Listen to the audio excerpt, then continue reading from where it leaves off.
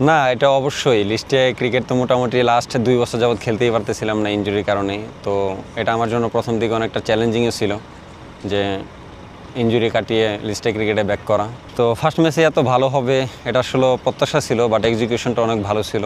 তো চিন্তা করতেছিলাম যে একটু প্রেশারও কাজ করেছিল প্রথম দিকে, যে ফার্স্ট ম্যাচ অনেক দিন যাবৎ অলমোস্ট 2 বছর যাবৎ কোনো ওয়ানডে ম্যাচ খেলতেছিলাম না, একটু প্রেশার কাজ করতেছিল প্রথম দিকে। না, ওই যে প্রথমেই তো বললাম যে আসলে প্রেশার কাজ করতেছিল মনের ভিতরে, যে লাস্ট 2 বছর যাবৎ বা 2টা সিজন আমি খেলতে পারিনি প্রিমিয়ার লিগ। তো এখন ইনজুরি কাটিয়ে ব্যাক করার জন্য এটা আমার জন্য অনেকটা চ্যালেঞ্জিং ছিল।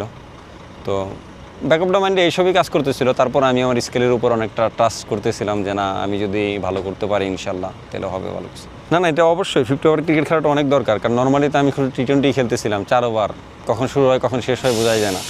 তো 50 ওভার অনেক কিছু শেখার আছে, অনেক কিছু বোঝারও আছে।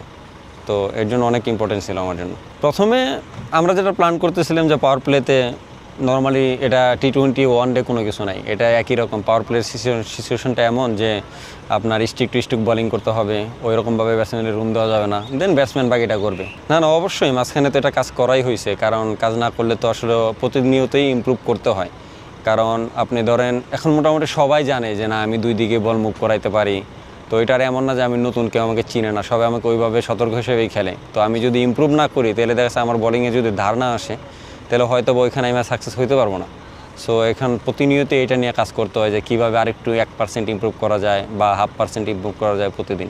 না, এরকম কোনো কিছু নাই। 5 উইকেট না পাওয়ার আক্ষেপ বা আসলে উইকেট না পাওয়ারও আক্ষেপ, এরকম কোনো কিছুই নাই। আমি জাস্ট ট্রাই করি যে আমি আমার রাইট এরিয়াতে বোলিং করার জন্য, উইকেট দেওয়ার মালিক আল্লাহ। না, অবশ্যই আমাদের টিমটা আপনি যদি খেয়াল করেন যে মোটামুটি অলমোস্ট সব ইয়াং প্লেয়ার, স্পেশালি 2-1টা সিনিয়র ক্যাম্পেন ছাড়া মোটামুটি সবাই ইয়াং। তো ইয়াংদের উপর ভরসা রাখাই যায়, এমন না যে খুব বেশি খারাপ করবে, আমরা খুব বেশি করবে। কিন্তু আমরা আসলে যেটা প্রত্যাশা করতেছি যে আমাদের টিমটা অনেক ইয়াং, ইভেন আমাদের টিমটার মধ্যে অনেক ইয়াং ট্যালেন্ট আছে যারা আসলে পরবর্তীতে বাংলাদেশ টিমকে সাপোর্ট করতে পারবে বা বাংলাদেশ টিমকে সার্ভিস দিতে পারবে। তো আমরা আশা করতেছি তাদের সবচেয়ে বেস্ট ক্রিকেটটাই খেলবে, এমনকি আমরা এই টুর্নামেন্টে খুবই ভালো করবো।